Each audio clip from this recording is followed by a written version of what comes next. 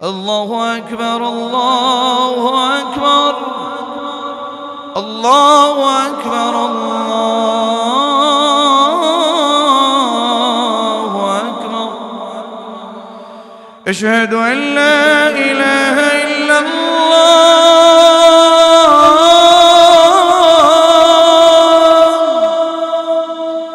আশহাদু আন লা ইলাহা ইল্লাল্লাহ, আশহাদু আন্না মুহাম্মাদার রাসূলুল্লাহ, আশহাদু আন্না মুহাম্মাদার রাসূলুল্লাহ। হাইয়া আলাস সালাহ,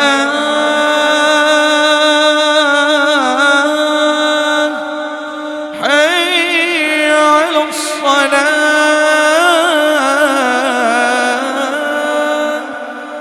হাইয়া আলাল ফালাহ,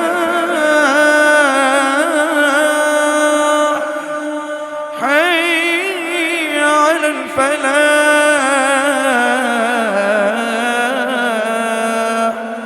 الصلاة خير من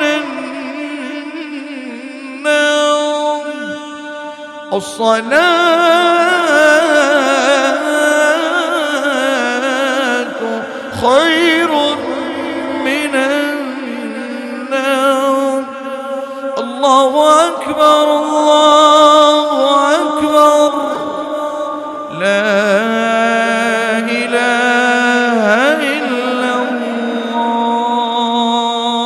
ইথিওপিয়া থেকে আগত এই বেলাল পরনের কাপড় শুধু লজ্জাস্থান ঢাকার মতো একটা কাপড়। ইসলাম ধর্ম গ্রহণ করার আগে তার মাত্র দাম ছিল 6 দিরহাম। কয় দিরহাম? জোরে বলেন। আসুন দেখি ইসলাম ধর্ম গ্রহণ করার পরে তার দাম কি। হযরত বিলাল রাদিয়াল্লাহু তাআলা আনহু, হযরত বিলাল দেখতে কালো ছিলেন, ঠোঁট ঝুলে গিয়েছিল, দাঁতগুলো এলোমেলো ছিল, চুলগুলো বিক্ষিপ্ত ছিল। হযরত বিলাল রাদিয়াল্লাহু তাআলা আনহু তার সম্মানটা আল্লাহ কত বাড়ায় দিলেন। যার দাম ছিল মাত্র 6 দিরহাম, ইসলাম ধর্ম গ্রহণ করার মাত্র কিছুক্ষণ আগে 6 দিরহাম ছিল। ইসলাম ধর্ম গ্রহণ করার পরে তার দামটা কি দেখুন। বিশ্বনবী যখন মেরাজে গিয়েছেন, সিদরাতুল মুনতাহা, বুখারীর বর্ণনা 2য় খণ্ডে রয়েছে। হযরত বিলাল রাদিয়াল্লাহু তাআলা আনহুর পা, হযরত বিলাল রাদিয়াল্লাহু তাআলা আনহুর পায়ের শব্দ বিশ্বনবীর কানে হঠাৎ করে বেজে উঠেছে। পড়েন আল্লাহু আকবার। বিশ্বনবী জনাবে মুহাম্মদুর রাসূলুল্লাহ মেরাজ থেকে এসেছেন। মেরাজ থেকে এসে বিশ্বনবী হযরত বিলালকে জিজ্ঞেস করলেন, ওগো বিলাল, তোমাকে আমি একটু ডাকছি, এদিকে আসো। ও বিলাল, তুমি কি এমন অতিরিক্ত আমল করো, আমাকে একটু বলো। বিশ্বনবীকে ডেকে ডেকে বললেন, ইয়া রাসূলুল্লাহ, ইয়া হাবিবাল্লাহ, ইয়া রাসূলুল্লাহ, ইয়া হাবিবাল্লাহ, আমার আগের পরের আমল সবই তো আপনি জানেন, আপনি তো সবই জানেন আমার আগের আমল কি পরের আমল কি। তবে আমার একটা গোপন একটা আমল আছে, তা হলো আমি যখন ওযু করি, নতুন ওযু বানাই, নতুন ওযু করে আমি 2 রাকাত তাহিয়াতুল ওযু সালাত আদায় করতে দেরি করি না। পড়েন সুবহানাল্লাহ। বিশ্বনবী বললেন, ও বিলাল, শোনো শোনো শোনো, তুমি এই অতিরিক্ত এই আমলটা নতুন করে ওযু করে নতুন করে 2 রাকাত যে আমলটা করো, এই আমলটা তুমি বিলাল ছেড়ো না। তুমি ছেড়ো না কেন? কেন জানো? আমার কাছে ভিতর যখন একটু নার্ভাস ফিল হচ্ছিল সিদরাতুল মুনতাহা থেকে, আমি বিশ্বনবী তোমার মতো বিলালের পায়ের ধ্বনিটা সেখানে পেয়েছি। বলেন আল্লাহু আকবার। ইভেন হযরত বিলাল রাদিয়াল্লাহু তাআলা আনহুর তাকওয়ার কারণে তার সম্মান কত দেখুন। হযরত বিলাল রাদিয়াল্লাহু তাআলা আনহু মসজিদে নববীর মুয়াজ্জিন ছিলেন। মসজিদে নববীর মুয়াজ্জিন ছিলেন হযরত বিলাল ছিলেন মসজিদে নববীর মুয়াজ্জিন। সাহাবায়ে কেরাম বিশ্বনবীকে বললেন, ইয়া রাসূলুল্লাহ, ইয়া হাবিবাল্লাহ, হযরত বিলালের আযান শুদ্ধ হয় না, ভালো লাগে না। বিলাল আশহাদুর জায়গায় আসহাদু বলতো, ওগো রাসূল, তার আযানটা আমার কাছে ভালো লাগে না, আমাদের কাছে ভালো লাগে না। ইয়া রাসূলুল্লাহ, হাবিবাল্লাহ, এত সুন্দর একটা রাষ্ট্র, মদিনার মতো রাষ্ট্র, মসজিদে নববীর মতো একটা জায়গায় এর চেয়ে সুন্দর সুললিত কণ্ঠে একটু আযান দরকার। ইয়া রাসূলুল্লাহ, ইয়া হাবিবাল্লাহ, ইশারের সালাত হয়ে গেল। আগামী ফজর থেকে একজন নতুন মুয়াজ্জিন নিয়োগ দেন। বিশ্বনবী এতগুলো সাহাবীর কথা ফেলতে পারলেন না। বিশ্বনবী সাল্লাল্লাহু আলাইহি ওয়াসাল্লাম বললেন, ও সাহাবারা, ঠিক আছে ঠিক আছে, তোমরা যেহেতু বলেছো, আমি একজন নতুন মুয়াজ্জিন নিয়োগ দিচ্ছি। বিশ্বনবী সাল্লাল্লাহু আলাইহি ওয়াসাল্লাম একজন নতুন মুয়াজ্জিন নিয়োগ দিল। মুয়াজ্জিন কি দেয়? আযান দেয়। কি দেয়? বিশ্বনবী নতুন একজন মুয়াজ্জিন নিয়োগ দিল। যখন ফজর হয়ে গেল, ফজরের সময় হয়ে গেল, ফজরের সময় হয়ে গেল, আর সেখানে হযরতে বেলাল রাদিয়াল্লাহু তাআলা আনহু আসে না। হযরতে বেলাল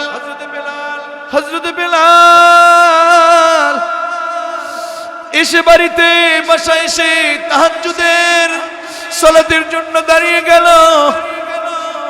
দাঁড়িয়ে বলল, ইয়া আল্লাহ, আজকে আমি মসজিদে নববীর চাকরি কেন হারিয়েছি? এটা আমার কোনো দোষ নাই, দোষটা আপনার।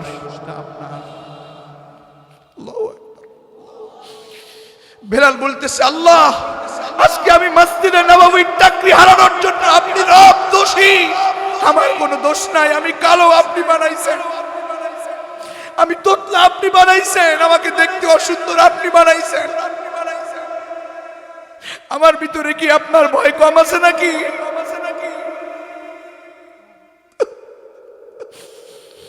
আপনার দোষ আল্লাহ, আপনার জন্য আমি মসজিদে নববীর এই খিদমতটুকু হারিয়েছি। সাহাবায়ে কেরাম মসজিদে নববীতে তাহাজ্জুদের জন্য দাঁড়ায় গেলেন। সুবহ সাদিক যখন হয়ে গেল, পুরাতন মুয়াজ্জিন বেলাল নয়, নতুন মুয়াজ্জিন। সাহাবায়ে কেরামরা তাহাজ্জুদের সালাত শেষ করে দোয়া করছেন, কান্নাকাটি করছেন। ঠিক এই মুহূর্তে যখন সুবহ সাদিক হয়ে গেল, এরপরে ফজরের রক্ত শুরু হয়ে যায়। ঠিক কি না? ফজরের রক্ত শুরু হয়ে যায়, সুললিত কণ্ঠে আযান শুরু হয়ে গেছে। আল্লাহু আকবার, আল্লাহু আকবার, আল্লাহু আকবার, আল্লাহু আকবার। আশহাদু আন লা ইলাহা ইল্লাল্লাহ,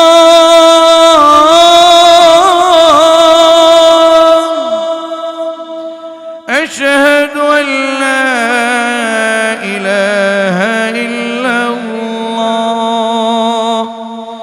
أشهد أن محمدا رسول الله، أشهد أن محمدا رسول الله، حي على الصلاة،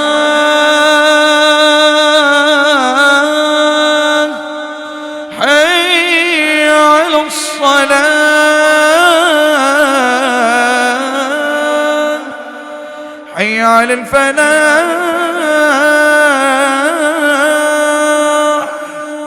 حي على الفلاح،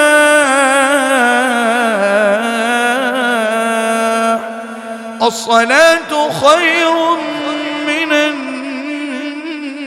النوم،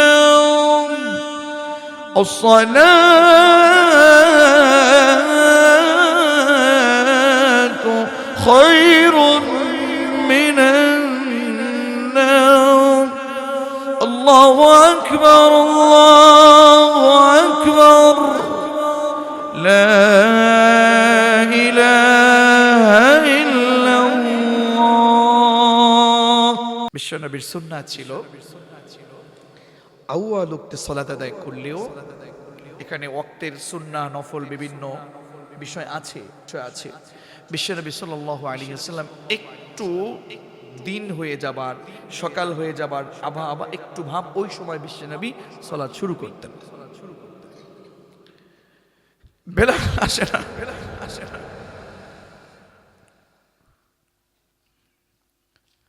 রাত এখনো অন্ধকার, গভীর অন্ধকার, সকাল হয় না।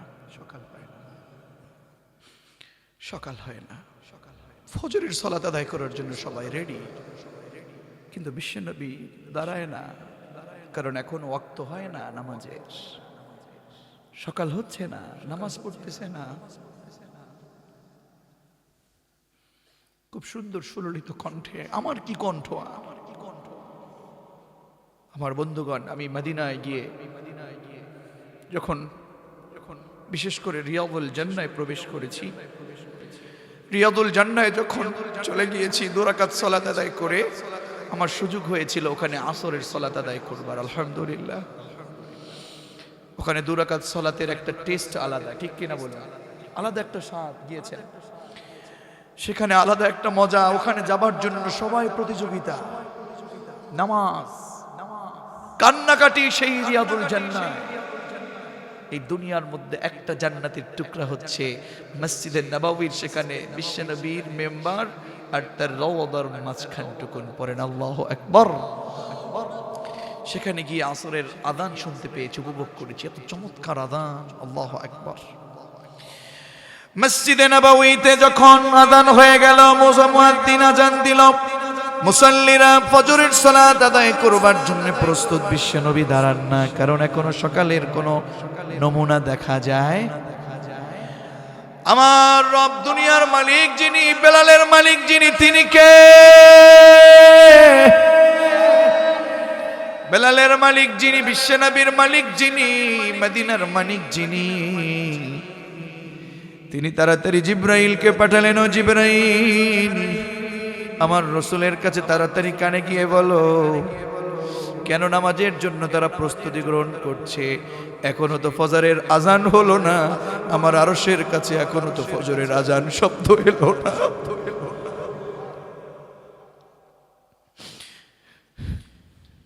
এখনো ফজরের ওয়াক্ত তো হয় নাই, আরশে এখনো ফজরের আজান এখনো আসলো না, পৌঁছলো না।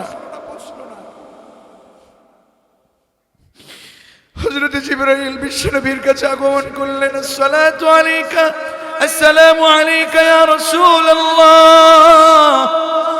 হে রাসূল, আপনি সালাম নিবেন, আমাকে আপনার রব, আপনার বন্ধু, আপনার হাবিব, আমাকে আপনার রব আমাকে আপনার কাছে পাঠিয়েছেন আর বলে দিয়েছেন এখনো তো আল্লাহর আরশে আযান হয় নাই, আল্লাহর আরশে আযানের শব্দ এখনো পৌঁছায় নাই। ও রাসূল, আপনার বেলাল যদি এখন মসজিদে নববীতে এখনো আযান না দেয়, আপনি জানেন না এখানে যখন, রাসূল আপনি জেনে নেন, এখানে যখন আযান হয়ে যায়, সেই আল্লাহর আরশের এখানে ফেরেশতারা বেলালের আযান শুনে ইবাদত শুরু করে দেয়। বেলালের আযান এখন পর্যন্ত পৌঁছলো না, কারণ বেলাল যখন আল্লাহু আকবারের পরে বলতেন আশহাদু, তার মুখে জড়তা ছিল, আশহাদু বলতো, যখন বলতো আশহাদু আল্লাহ ইলাহা ইল্লাল্লাহ, বেলাল যখন আপনার আল্লাহর ভয় নিয়ে যখন এই আশহাদু আল্লাহ বলে সাক্ষ্য দিত, সেই ইসলাম গ্রহণের পূর্বে, ইসলাম ছাড়ার জন্য, ইসলাম গ্রহণের পূর্বে তার প্রতি নির্যাতন ছিল, ঈমান আনার পরে আহাদ আহাদ বলে এমন জোরে কান্না করেছে, এত শাস্তি তাকে দিয়েছে। সব চিন্তা করে আল্লাহকে যখন বলে আল্লাহ তুমি ছাড়া গোলামি করবার মতো আর কোনো উপাস্য, রাসূল যখন আশহাদু আন্না মুহাম্মাদুর রাসূলুল্লাহ পড়ে, হে রাসূল, আপনার যে প্রেম বেলালের মাঝে দেখা যায়, এই প্রেম আপনার কোন সাহাবীর মধ্যে আমরা পাই না। পড়েন আল্লাহু আকবার। আপনারা জেনে আনন্দিত হবেন, এই বেলাল বিশ্বনবীর জন্য এত দরদি ছিলেন, এত পাগল ছিলেন। বিশ্বনবীর মৃত্যুর খবর যখন শুনেছেন, আর মসজিদে নববীতে বেলাল আজান দেন না, চলে গেছেন আবার পাগলামি করে, আবার পাগল হয়ে এখানে থাকবে না, রাসূল নাই, থাকবে না বেলাল, চলে যাচ্ছিল। হঠাৎ করে বেলালকে স্বপ্নে দেখালো আল্লাহ, বিশ্বনবীর সাথে সাক্ষাৎ হয়ে গেল, আর বলল বেলাল তুমি কেন আমার এই ভূমি মসজিদে নববী ছেড়ে চলে যাও? তুমি আবার চলে এসো। বেলাল আবার চলে এসেছে। বলুন তো এই প্রেম কার জন্যে, এই তাকওয়া কার জন্যে? সেই বেলাল এখনো কাঁদতেছে কার কাছে? জোরে বলেন। বিশ্বনবী সাহাবীদেরকে পাঠালেন, ও সাহাবারা, তোমরা নতুন মুয়াজ্জিন নিয়োগ দিয়েছো, যাও যাও তাড়াতাড়ি বেলালকে ডাকো। ওই বেলাল যদি আযান না দেয় মসজিদে নববীতে, কিয়ামত হয়ে যাবে, কিন্তু এই রাত আর কোনোদিন সকাল হবে না। বেলালকে ডাকো। বেলাল আযান দিয়েছে, সকাল শুরু হয়ে গেছে, আর আমার রাসূল তখন সালাতের জন্য দাঁড়িয়ে পড়েছে। আওয়াজ করে বলেন আল্লাহু আকবার। আর জোরে বলেন আল্লাহু আকবার, আল্লাহু আকবার। বলেন তো আমার ভাইরা, আপনি যদি আল্লাহকে ভয় করেন, আপনার সম্মান যদি আপনি কালো হন, মালিক বললেন, ইন্না খলাকনাকুম মিন যাকারিন ওয়া উনসা ওয়া জাআলনাকুম শুউবান ওয়া ক্বাবাইলা লিতাআরাফু ইন্না আকরামাকুম ইনদাল্লাহি আতকাকুম। আওয়াজ করে রবকে খুশি করে বলেন আল্লাহু আকবার। আল্লাহ মানুষ বলে আগে ডাকলেন, এখানে ইমানদার বলে ডাকলেন না। এতে শুরু কি, ইয়া আইয়ুহান নাস, কি বলেছেন? ইয়া আইয়ুহান নাস ইন্না হাফেজ আছেন নাকি এখানে? ইয়া আইয়ুহান নাস ইন্না খলাকনাকুম, হে মানব মণ্ডলী, হে মানুষ, হে মানুষ, হে মানব মণ্ডলী, ইন্না খলাকনাকুম মিন যাকারিন ওয়া উনসা, নিশ্চয় আমরা তোমাদেরকে একটা নর একটা নারী থেকে সৃষ্টি করেছি এবং বিভিন্ন জাতি গোত্রে বিভক্ত করেছি। কেন জানো? যেন একে অপরের তোমরা পরিচিত হতে পারো। আর জেনে রাখো, তুমি একটু সুন্দর, তুমি অনেক মর্যাদা দেখাবা, তুমি অনেক ক্ষমতা দেখাবা, তুমি টাকাওয়ালা, তুমি ক্ষমতা দেখাবা। শোনো, আল্লাহর কাছে মর্যাদাবান হলো ওই ব্যক্তি, ইন্না আকরামাকুম ইনদাল্লাহি আতকাকুম। রিপন, তুমি সুন্দর হয়েছে বলে কি হয়েছে?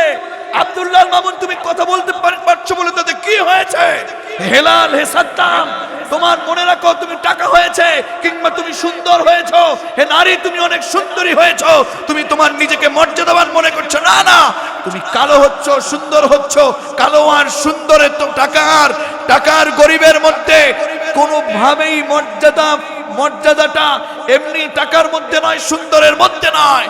আল্লাহর কাছে মর্যাদাবান হচ্ছে ওই ব্যক্তি, ইন্না আকরামাকুম ইনদাল্লাহি আতকাকুম, যার ভিতরে আমার আল্লাহর ভয় আছে। বলেন আল্লাহু আকবার। যাদের হৃদয়ে আছে আল্লাহর ভয়, তারা কবু পথ ভুলে যায়। আপনারা তো পারেন, দেখি পড়েন। যাদের হৃদয়ে আছে আল্লাহর ভয়, তারা কবু পথ ভুলে যায় না। আল্লাহর প্রেম ছাড়া এই দুনিয়ায় কারো কাছে কোনো কিছু চায় না। ঠিক কিনা? তাহলে রবকে ভয় পাওয়ার দরকার আছে না নাই? তাহলে এবার আমার প্রশ্ন, যখন সিংহায় ফুৎকার দিবে, বাবা মায়ের সাথে কোনো সম্পর্ক সেদিন থাকবে নাকি? সবাই পালাবে। আর সেই দিন যদি আমার সাথে আমল থাকে, তাহলে আমার কোনো ভয় থাকবে নাকি? পরস্পর যে আপনারা কথা বলবেন, আলোচনা করবেন, ইয়াউমা ইদিন ওয়ালা ইয়াতাসাআলুন, তাও বন্ধ হয়ে যাবে, সব কিছু বন্ধ হয়ে যাবে আমার ভাইয়েরা। তাহলে আপনার জন্য আমার পরামর্শ হলো, আজকে থেকে আপনাকে রবকে ভয় পেয়ে আজকে থেকে অন্যায় ছেড়ে দেয়া যাবে নাকি? কথা বলেন। সুদ ছাড়া যাবে নাকি? সুদ ছাড়া যাবে নাকি? আমার বন্ধুরা বলুন, সুদ ছাড়া যাবে নাকি? ঘুষ ছাড়া যাবে নাকি? বেপর্দায় ছিল আপনার নারী, আপনার বোন, আপনার মা, আজকে থেকে বাড়িতে পর্দা করা যাবে নাকি? ও মা, ও বোন, বিশ্বনবী, আমি এই কথাটুকুন বলে 5 মিনিটের মধ্যে শেষ করছি। বিশ্বনবী সাল্লাল্লাহু আলাইহি ওয়াসাল্লাম মেরাজ থেকে এসেছেন। মেরাজ থেকে এসে এরপরে মেরাজ থেকে এসে এরপরে আল্লাহর রাসূল সাল্লাল্লাহু আলাইহি ওয়াসাল্লাম সাহাবীদেরকে বললেন, হে সাহাবারা শোনো, আমি মেরাজে দেখে এসেছি 6 প্রকার নারী জাহান্নামী। কয় প্রকার? জোরে বলেন, আরো জোরে। 6 প্রকার নারী জাহান্নামী। 6 প্রকার নারী। বিশ্বনবী বললেন 6 প্রকার নারী হলো জাহান্নামী। এর মধ্যে 1 প্রকার হলো যেই সকল নারী বেপর্দায় চলাফেরা করে, মাথার ওড়না ছেড়ে রাস্তাঘাটে হাঁটে, এমন মেয়ে এমন নারী সমাজের মধ্যে আছে না নাই? এত আওয়াজ হইল কেন? এলাকায় পর্দা নাই বেশি নাকি কম আছে? আল্লাহ, আমার মা বোন, আপনাকে আমরা শ্রদ্ধা নিয়ে বলছি, আপনি যদি বেপর্দা হয়ে অর্ধনগ্ন হয়ে আপনি যদি মাথার কাপড় ছেড়ে ওড়না ছেড়ে আপনি চুলগুলো বের করে বাহিরে যান, বিশ্বনবী বলেছেন আপনাকে বিশ্বনবী মেরাজের রাত্রিতে দেখেছে সেখানে জাহান্নামে। সুতরাং বাঁচার দরকার আছে না নাই? 2 নাম্বার হলো ওই নারী জাহান্নামী, ওই নারী জাহান্নামী যেই নারী স্বামীর সাথে কথায় কথায় তর্ক করে, ঝগড়া বাঁধে, আছে না নাই? কম না বেশি? কার কার ঘরে? দেখছেন, এখন ভয় পায়, এখন ভয় পাচ্ছে, কারণ বাড়িতে গেলে তারা ভাত দেবে না। অনেকের ঘরে, অনেকের ঘরে আছে না নাই? ভয় হাত উঠাও না, বুঝি তো, ঘরে গেলে তো ভাত দেবে না। কি রিপন ভাই, ভাত দেবে? আমার বন্ধুগণ,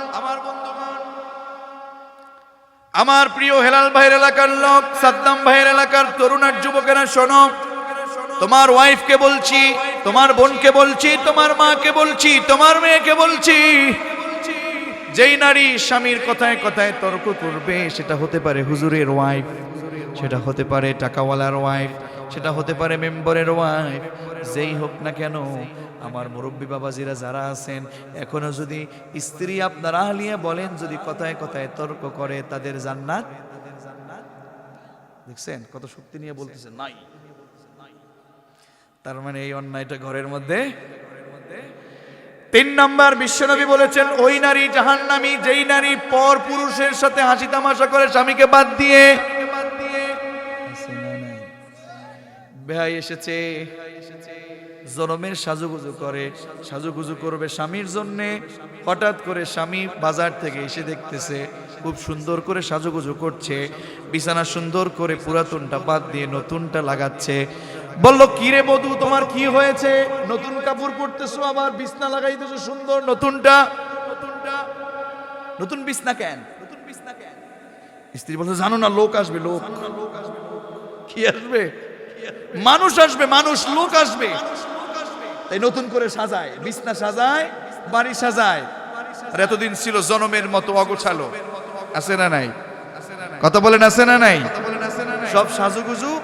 আমি মাঝে মাঝেই বলি, মুফতি আমির হামজা ভাইয়ের একটা আলোচনা আমি শুনেছিলাম, বলে টাকা পয়সা খরচ করি আমরা, মজা মারে ভ্যান চালক আর রিক্সা চালক আর দোকানদারেরা। ঠিক কিনা? ঠিক কিনা? এই যে মুফতি আমির হামজা ভাইয়ের কথা মনে পড়ে গেল। কোরআনের কর্মীদেরকে আটকাতে চাও, কোরআনের কর্মী এখানে আরেকজনের সাথে কথা বলে, ঠিক কিনা? এই যে পরকিয়া করলা আমার নারী, আমার বোন, আমার ভাই, তোমাকে বলছি, বিশ্বনবী বলেছেন এই যে পরকিয়া করে যারা, দুনিয়ার মধ্যে তাদের শাস্তি 3টা, পরকিয়া করলে আখিরাতে শাস্তি 3টা। স্বামীকে রেখে অন্য পরপুরুষের সাথে মোবাইলে সম্পর্ক করে অবৈধভাবে, আছে না নাই? ও বোন, আমার ভাই, আপনাকে বলছি, এই পরকিয়া করলে কি শাস্তিটুকুন শুনুন। বিশ্বনবী বলেছেন যেই ব্যক্তি পরকিয়া করবে, দুনিয়ায় শাস্তি হলো 3টা, আখিরাতে 3টা। মোট শাস্তি কয়টা? জোরে বলেন, কয়টা? এই 6টা শাস্তির 1 নাম্বার হলো যেই ব্যক্তি পরকিয়া করবে। হে যুবক শোনো, তুমি তোমার ফেসকে সুন্দর করতে, হে নারী আপনি আপনার ফেসকে সুন্দর করতে, কত সুন্দর মসৃণ রাখতে আপনি সুন্দর স্নো পাউডার মেকআপ করেন। আল্লাহ রসুল বলছেন পরকিয়া যেই ব্যক্তি করবে তার 3টা দুনিয়াতে শাস্তি। তার 1 নাম্বার শাস্তি হলো দুনিয়াতে তার চেহারার উজ্জ্বলতাটা নষ্ট হয়ে যাবে। মিলাই দেখো নিজের সাথে, আয়নার সামনে চলে যাও, দেখো তোমার চেহারাটা আগে কেমন ছিল, নুরানি চেহারা। এখন হয়ে গেছে কেমন একটু ভেবে দেখো, চিন্তা করে দেখো। কথা বলেন না কেন? চেহারার উজ্জ্বলতা নষ্ট করে দিবে কে? জোরে বলেন কে? 2 নাম্বার পরকিয়া করবা। দুনিয়ার 2 নাম্বার শাস্তি হলো আল্লাহর জমিনে থেকে তুমি রিজকের জন্য কষ্ট করবা। তোমার অনেক টাকা থাকবে, পয়সা থাকবে, আল্লাহ তাআলা তোমার দুনিয়ার রিজিক কমায় দিবে। কি দিবে? দুনিয়ার রিজিক কমায় দিবে। এখন রিজিক কাকে বলে? রিজিক কি জিনিস বলেন? রিজিক চেনেন নাকি আপনারা? কি খাবার? হ্যাঁ, আল্লাহ খাওয়া, এটাই রিজিক, এই তো? আমি জানি আপনি এটা বলবেন। ওয়ামা মিন দাব্বাতিন ফিল আরদি ইল্লা আলাল্লাহি রিজকুহা। জোরে বলেন আল্লাহু আকবার। রিজিক, রিজিকের স্তর, রিজিকের ব্যাখ্যা বলছি। রিজিকের ব্যাখ্যা হচ্ছে 4টা। কয়টা? জোরে বলেন কয়টা? রিজিকের যে স্তরগুলো আছে তা হলো 4টা স্তর। রিজিকের স্তর হলো 4টা। আমি জানি আপনার কাছে রিজিক হলো খাবার দাবার, আর আমি বলছি রিজিকের স্তর হলো 4টা। আজকে তাফসীর থেকে বলছি, ভালো করে বোঝেন। রিজিকের স্তর কয়টা? জোরে বলেন। 1 নাম্বার স্তর হচ্ছে সর্বনিম্ন স্তর, 2 নাম্বার হচ্ছে সর্বোচ্চ স্তর, 3 নাম্বার হচ্ছে রিজকের সর্বোত্তম স্তর, 4 নাম্বার হচ্ছে পরিপূর্ণ স্তর। রিজকের সর্বনিম্ন যে স্তর তা হলো টাকা পয়সা, অর্থ সম্পদ, ধন দৌলত। এটা হচ্ছে রিজকের একেবারে ন্যূনতম স্তর। এই রিজকের জন্য আমরা পাগল পারা, ঠিক কিনা? অথচ এই রিজিকটা হলো সর্বনিম্ন স্তর। 2 নাম্বার সর্বোচ্চ স্তর হচ্ছে সুস্থতা। সুবহানাল্লাহ পড়বেন না? রিজিকের সর্বোচ্চ স্তর হচ্ছে সুস্থতা। 3 নাম্বার রিজকের সর্বোত্তম স্তর হলো পূর্ণবান স্ত্রী এবং পরিপূর্ণ নেক সন্তান। নেক সন্তান, এটা হলো রিজিক। নেক সন্তান, নেক স্ত্রী, এটা হলো রিজিক। কথা বলেন না কেন? রিজিক যদি কমায় দেয়, আপনার স্ত্রী, আপনি পরকিয়া করলেন, আপনার স্ত্রী আর পুণ্যবান রইল না, আপনাকে অপূর্ণবান স্ত্রী যদি দেয়, আর যদি আপনার সন্তানকে আপনি নেক সন্তান না পেয়ে আপনি বদ সন্তান পেলেন, তার মানে আপনি পরকিয়া করলেন, আপনার সন্তান বদ হয়ে যাবে, ঠিক কিনা? সন্তান কাজে আসবে না, সন্তান কথা শুনবে না, ঐশীর মতো হয়ে যাবে, ঠিক কিনা? আপিয়ার মতো হয়ে যাবে। কথা বলে না কেন? যে সন্তান যে রিজিক, এটা আপনারা বুঝেন না? বিশ্বাস হয় না? কিছু অপরাধী ধরবো নাকি? ধরি, একটু অপরাধী ধরার দরকার আছে। আচ্ছা, বিয়ে করেছেন কারা কারা? হাত তুলেন দেখি। এই ছোট মানুষ, তুমি হাত তুলছেন? নামা। বয়স এখনো 11 হয় নাই, হাত তুলতেছে। বিয়ে করছো কারা কারা? এই মুরব্বী বাবা যে বিয়ে করেন না আপনি, হাত তুলেন। হাত তুলেন না কেন? আপনি করছেন কয়টা? মাত্র। আচ্ছা, আল্লাহ হাতগুলো নামান, আল্লাহ হাতগুলো কবুল করুন। এই যে বিয়ে করেছেন যারা, তাদেরকে ধরলাম। বিয়ে করবার পরে হালাল ভাবে স্ত্রীর সাথে যখন সময় কাটান, তখন একটা দোয়া আছে। দোয়া, স্ত্রীর সাথে যখন আপনি পার্সোনাল সময় কাটান, একটা দোয়া আছে না নাই? কে কে পারেন? হাত তুলেন। জিজ্ঞেস করবো কিন্তু আমি এখন দাঁড় করে। পারেন আপনি? আবার হাত, এখন হাত নামাইলেন কেন? দেখছেন আপনারা পারেন না? পার্সোনাল সময়, সহবাসের সময় একটা দোয়া পড়তে হয়। কে পারেন? হাত তুলেন। 1 জন, 2 জন, 3 জন। জিজ্ঞেস করবো কিন্তু, হাতগুলো ভালো করে দাঁড় করাইয়েন। আচ্ছা, 5-10 জন। আপনি পারেন? বলতে পারবেন? আলহামদুলিল্লাহ। আমার দাদাজি বলতে পারবে।